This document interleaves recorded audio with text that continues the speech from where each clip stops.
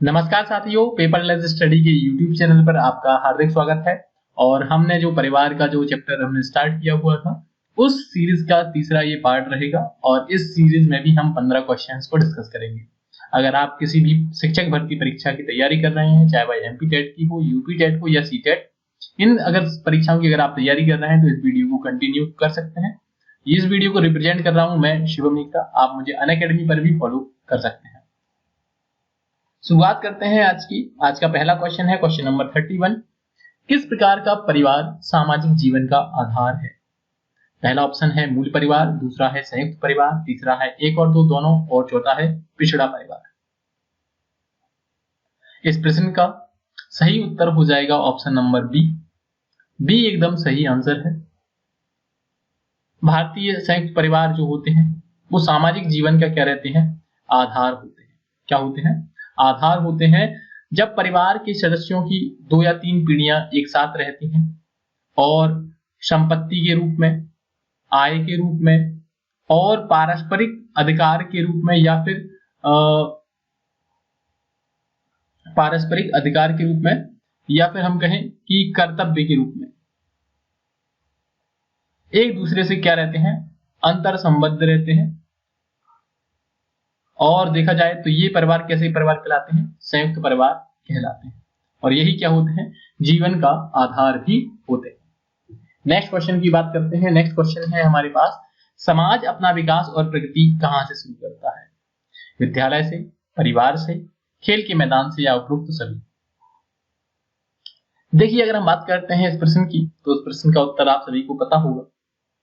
इस प्रश्न का सही उत्तर है ऑप्शन नंबर बी। परिवार जो है एक ऐसा स्थान होता है जहां समाज अपना विकास करता है और प्रगति भी यहीं से शुरू होती है। एक बच्चा परिवार में जन्म लेता है और यहां से बच्चों में भावनाओं का क्या होता है? समावेश होता है। और अपने परिवार से इतनी सारी चीजें जैसे कि प्यार है, बलिदान है, सुरक्षा है, आजादी है, धार्मिक अनुष्ठान है, इत्यादि इस प्रकार की चीजें क्या करते हैं? बच्चे अधिग्रहण करते हैं। और देखा जाए तो ये इन चीजों को अधिग्रहण करने के बाद ही वो समाज पर उन चीजों को लागू भी करते हैं। तो जब इतनी सारी चीजें होती हैं तो प्रगति की अगर हम शुरुआत की बात करते हैं तो प्रगति शुरू कहां से होती है? शुरुआत होती है परिवार से। नेक्स्ट क्वेश्चन की ओर बढ़ते हैं। नेक्स्ट क्वेश्चन है, निम्नलिखित में से कौन सा संयुक्त परिवार का नुकसान नहीं है? समाज पीड़ित है, झगड़े की ओर ले जाता है, अर्थव्यवस्था और विकास में बाधा। 4 ऑप्शन है, बड़ा सरल सा आंसर हो जाएगा। कौन सा संयुक्त परिवार का नुकसान नहीं है? तो इसका जो है आंसर हो जाएगा ऑप्शन नंबर सी। संयुक्त परिवार एक ऐसा परिवार है जहां पर अपने जो है माता पिता, दादा दादी और अन्य रिश्तेदार क्या है? साथ में मिलकर रहते हैं, वो संयुक्त परिवार कहलाता है। सदस्यों की जो बड़ी संख्या हो जाती है उसके कारण संयुक्त परिवार के जो विकास में झगड़ा और बाधा उत्पन्न होता है और जिसके कारण परिवार और समाज भी पीड़ित होता है। ठीक है, तो सही आंसर क्या हो जाएगा? कौन सा परिवार का नुकसान नहीं है? वो हो जाएगा अर्थव्यवस्था। तो समाज कहां पर पीड़ित होता है? झगड़े की ओर ले जाता है और विकास में बाधा होता है। नेक्स्ट क्वेश्चन की ओर बढ़ते हैं। नेक्स्ट क्वेश्चन है, कौन सा परिवार का महत्व नहीं है? पहला ऑप्शन है समाज का ज्ञान प्राप्त करता है, दूसरा है समाज आर्थिक महत्व कम होता है, तीसरा है सर्वांगीण विकास और चौथा है कोई समाजीकरण प्रदान नहीं करता है। यहां पर अगर देखा जाए तो सही उत्तर जो हो जाएगा वो है ऑप्शन नंबर डी।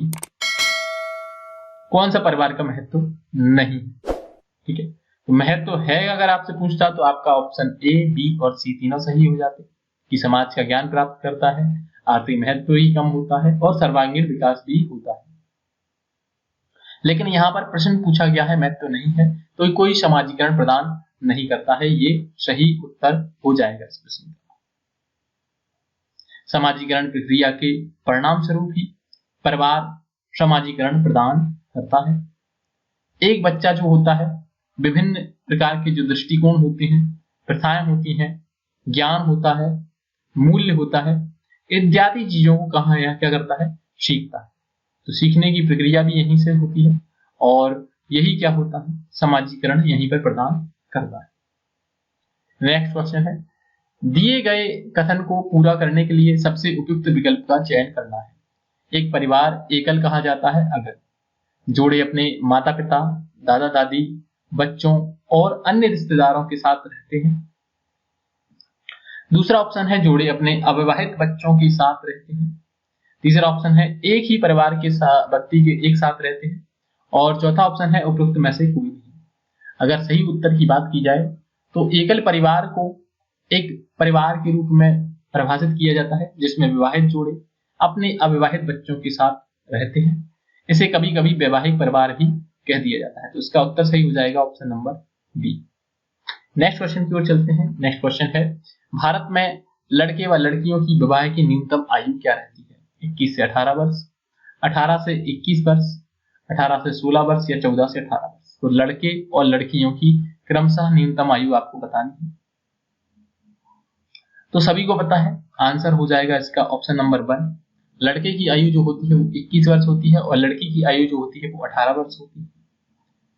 बात कर रहे हैं हम हिंदू विवाह अधिनियम की, और यह जो अधिनियम है हिंदू विवाह अधिनियम वो 1955 के अनुसार अगर हम बात करते हैं तो भारत में लड़के और लड़कियों की न्यूनतम आयु 21 वर्ष और 18 वर्ष क्रमशः है।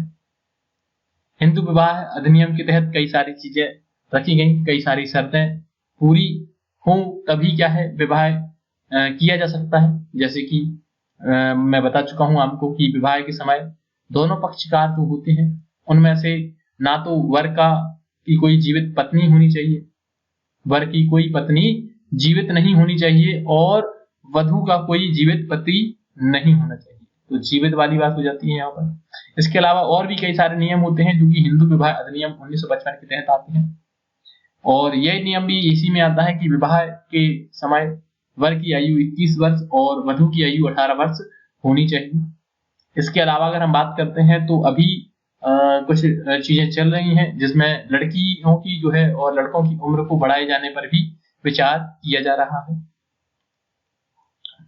नेक्स्ट क्वेश्चन है, प्राथमिक समाजीकरण है शुरुआती आयु में परिवार एवं मित्रों से सीखना, किशोरावस्था में समाज से सीखना, प्राथमिक स्तर पर समाज से सीखना और शिक्षकों का अनुसरण करना। देखिए बात करते हैं यहाँ पर इस प्रश्न की, और इस प्रश्न का जो सही उत्तर हो जाएगा वो है ऑप्शन नंबर 1। प्राथमिक समाजीकरण की यहाँ पर बात हुई है और बच्चों का समाजीकरण की शुरुआत बच्चे के परिवार, मित्र और अन्य लोगों से ही होती है। इसे ही हम प्राथमिक समाजीकरण कहते हैं। यह प्रक्रिया जो होती है वो आपकी स्कूल जाने से पूर्व ही प्रारंभ हो जाती है। और अगर हम बात करें समाजीकरण की जो प्रक्रिया है वो आपकी ये प्रक्रिया जीवन पर्यंत चलने वाली एक प्रक्रिया होती है। यह प्रक्रिया जीवन पर्यंत चलती है, जन्म से मृत्यु तक ये प्रक्रिया समाजीकरण की प्रक्रिया चलती रहती है। नेक्स्ट क्वेश्चन की ओर मूव करते हैं। नेक्स्ट क्वेश्चन है, निम्न में से कौन सा कथन सही है? एकल परिवार में दहेज प्रथा सामान्य बात है, एकल परिवार में बाल श्रम सामान्य बात है, दहेज तथा बाल श्रम सामाजिक बुराइयां हैं, दहेज तथा बाल श्रम शहरों में सामान्य बात है।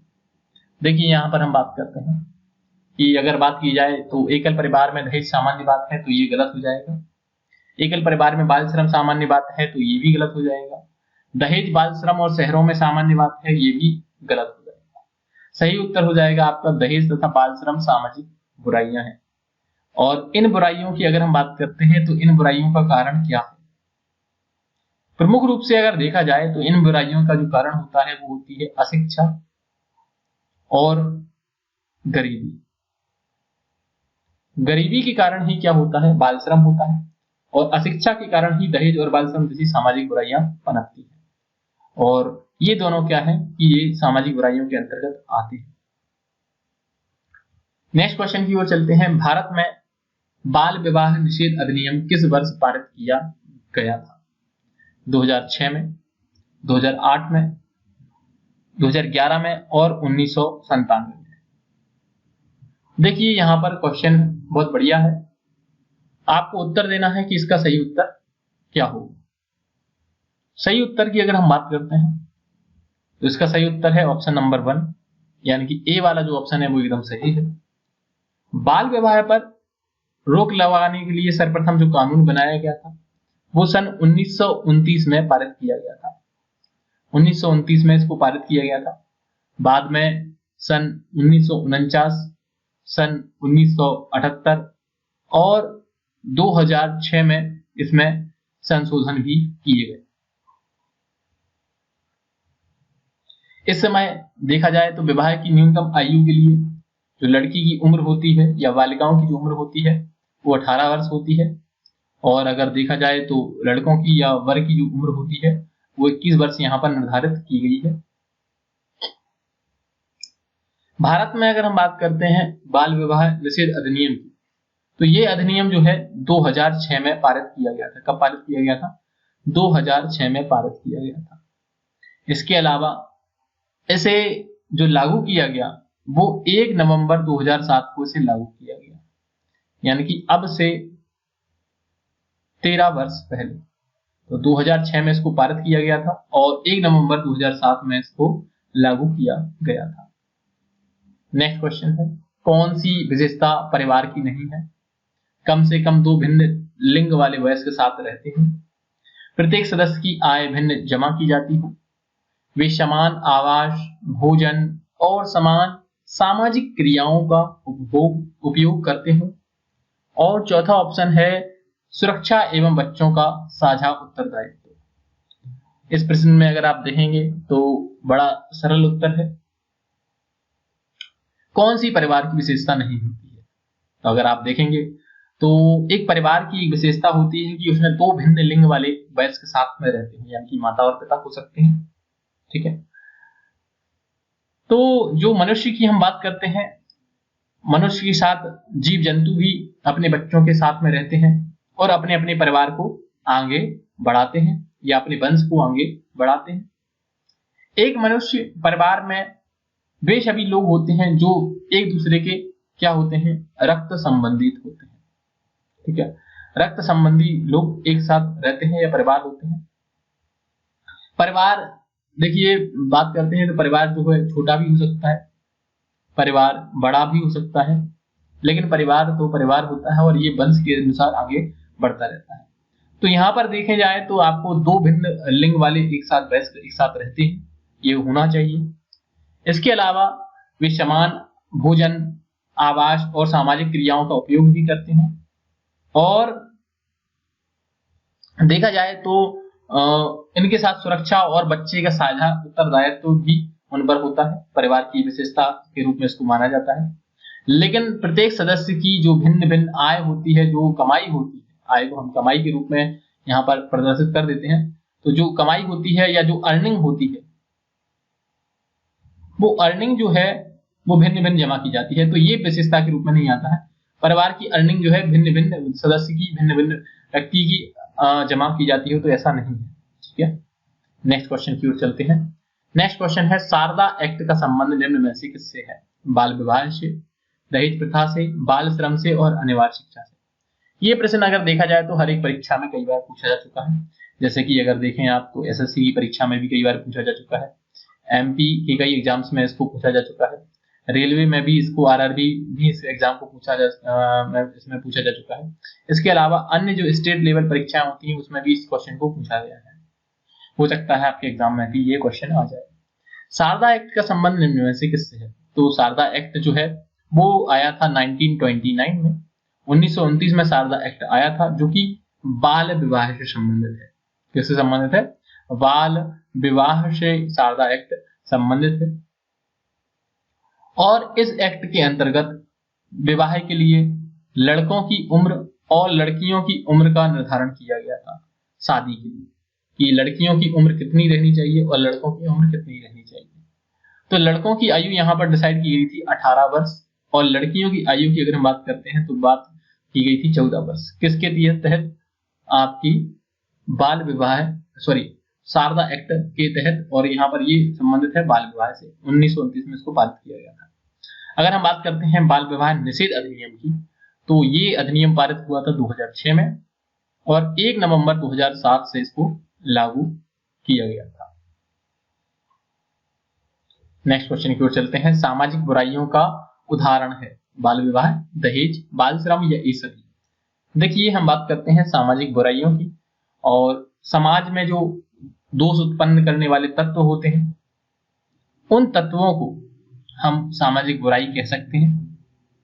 इसके अंतर्गत देखा जाए तो बाल विवाह,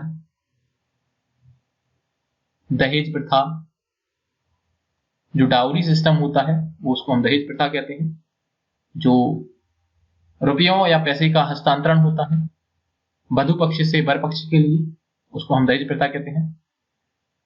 18 वर्ष और 21 वर्ष से कम या फिर छोटे जो उम्र के जो बच्चे होते हैं, या 5-7 साल का बच्चा है या फिर 12-13 साल के जो बच्चे बच्चियां हैं उनका विवाह करवा देना वो बाल विवाह के अंतर्गत आ जाता है। या फिर जो 18 से कम वाले उम्र वाले हैं उनका भी विवाह करवाना बाल विवाह के अंतर्गत आ जाता है। तो ये हो बाल विवाह हो, दहेज प्रथा हो या फिर बाल श्रम हो। बाल श्रम का अर्थ है बच्चों से मजदूरी, मेहनत मजदूरी कराना, कारखानों खदानों में बलात्श्रम का प्रयोग करना। इस प्रकार से जो चीजें होती हैं वो सामाजिक बुराइयों के अंतर्गत आती है। और जैसा कि मैंने आपको बताया कि समाज में जो दोष उत्पन्न करने वाले तत्व होते हैं उनको ही हम क्या कहते हैं, सामाजिक बुराइयां कहते हैं। नेक्स्ट क्वेश्चन है, मनुष्य एक सामाजिक प्राणी है, ये किसका कथन है? महात्मा गांधी का, अरस्तू का, क्रो का और मैकाइवर का। देखिए यहां पर बात करते हैं तो ये जो कथन दिया गया है वो दिया गया है यूनानी दार्शनिक के द्वारा। और अगर आप देखेंगे तो यूनानी दार्शनिक अरस्तू जो है उनका ये कथन आपको देखने को मिल जाता है। अरस्तू की अगर हम बात करते हैं तो अरस्तू प्लेटो के जो है शिष्य थे और सिकंदर के गुरु भी थे। उनका कहना था कि अन्य सभी जीवों की तरह इंसान भी एक सामाजिक प्राणी है, जिसे समाज का प्यार, समाज के साथ की जरूरत होती है। क्वेश्चन कई बार पूछा जा चुका है कि सिकंदर के गुरु कौन है, तो सिकंदर के गुरु होते हैं अरस्तू। सिकंदर के गुरु अगर आपसे कोई पूछे तो सिकंदर के गुरु हैं अरस्तू। अरस्तू के गुरु पूछे आपसे कोई तो अरस्तू के गुरु हैं प्लेटो। ठीक है, प्लेटो के गुरु आपसे कोई पूछे तो उनका नाम है सुकरात। तो इस प्रकार से चीजें आपको देखने को मिल जाती हैं। नेक्स्ट क्वेश्चन की ओर बढ़ते हैं। नेक्स्ट क्वेश्चन है, किस प्रकार के परिवार में कलह की संभावना सबसे ज्यादा रहती है? एकल परिवार में, मात्रात्मक परिवार में, पित्रात्मक परिवार में या फिर संयुक्त परिवार में? तो सभी समझते हैं इस चीज को, और सास बहू वाले झगड़े हो जाते हैं यहाँ पर, और उत्तर हो जाता है डी, जो कि एकदम सही आंसर होगा। तो संयुक्त परिवार में क्या होता है कि कलह की संभावना ज्यादा होती है, लोगों का ज्यादा रहना होता है, बहुत सारे लोग वहां पर रहते हैं। एकल परिवार की तुलना में अगर देखा जाए तो एकल परिवार एक छोटा परिवार हम मानते हैं, जबकि संयुक्त परिवार को हम एक बड़ा परिवार के रूप में हम देखते हैं। और देखा जाए यहाँ पर तो बात करें तो कलह जो होती है वो परिवार में कलह की संभावना सबसे ज्यादा रहती है संयुक्त परिवार के अंदर। नेक्स्ट क्वेश्चन है, एकल परिवार के सदस्य अधिक आत्मनिर्भर रहते हैं, कथन सत्य है, आंशिक रूप से सत्य है, बिल्कुल असत्य है, पूर्ण रूप से सत्य है, या इनमें से कोई नहीं? देखिए यहां पर बात करते हैं, पहले जो हिंदू लोग हुआ करते थे, हिंदुओं में एक व्यवस्था चलती थी जिसको हम बोलते हैं कुटुंब व्यवस्था या कौटुंबिक व्यवस्था। लेकिन अब क्या है, ये व्यवस्था नहीं रही है, अब कौटुंबिक व्यवस्था बिखर चुकी है। और हिंदुओं में जो है सबसे ज्यादा संयुक्त जो परिवार हैं वो टूट रहे हैं। संयुक्त परिवार कैसे क्या हो रहा है, उनका टूटना हो रहा है, और उसके कई सारे कारण आपको देखने को मिलते हैं। उनमें से अगर आप देखें तो कई सारे कारण होते हैं, जैसे कि गृह कलह होता है, जैसा कि पिछले क्वेश्चन में भी देखा आपने, सास बहू के झगड़े होते हैं, पति पत्नी के झगड़े होते हैं, गरीबी होती है, कुछ महत्वाकांक्षाएं भी होती हैं, व्यक्ति के अंतर्गत जो महत्वाकांक्षाएं होती हैं उनके चलते। तो यहाँ पर इनके चलते क्या होता है, परिवारों का टूटना होता है। जैसे कि मैंने आपको क्या बताया, गृह कलह बताया मैंने आपको, सास बहू के झगड़े बताए मैंने आपको, और इन सभी के चलते क्या होता है कि ये परिवार जो है संयुक्त परिवार, वो संयुक्त परिवार टूट जाते हैं और टूटने के कारण क्या करते हैं, वो अलग हो जाते हैं और एकल परिवार बनते जाते हैं। तो देखा जाए तो यही सबसे बड़ा यहाँ पर एक मुद्दा भी आता है तलाक का। और आपने सुना होगा कि कलह से कुल का नाश होता है।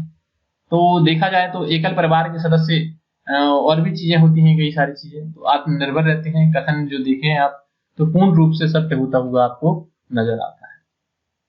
इसके साथ ही आज की क्लास के लिए इतना ही। हम नेक्स्ट हमारा जो सेशन रहेगा उसमें हम परिवार का जो चौथा पार्ट पढ़ने वाले हैं और इस चौथे पार्ट के बाद आपका परिवार का जो पूरा टॉपिक है वो खत्म हो जाएगा। इसके अलावा परिवार से संबंधित अगर कोई और वीडियो भी मुझे देनी होगी, अगर कुछ चीज छूटेगी तो मैं आपके लिए अवश्य प्रोवाइड करवा दूंगा।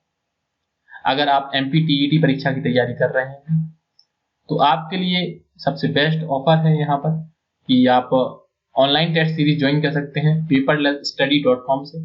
और अगर इस वेबसाइट को विजिट करते हैं तो आपके लिए टोटल टेस्ट सीरीज देखने को मिल सकती है। यहाँ पर टोटल आपको 65 ऑनलाइन टेस्ट देखने को मिलेंगे।